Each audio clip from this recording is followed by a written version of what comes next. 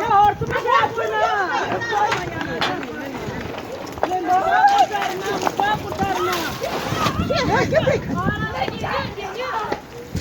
Oğlum seninle bir sıkıntı yok mu? Çocukların şey olsun. Her şeyin getirmek.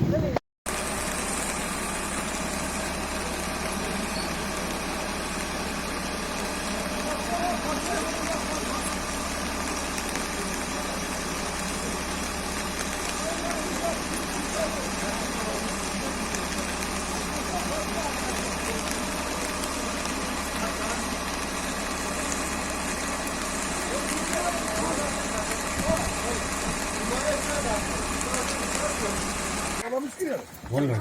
Mahmut.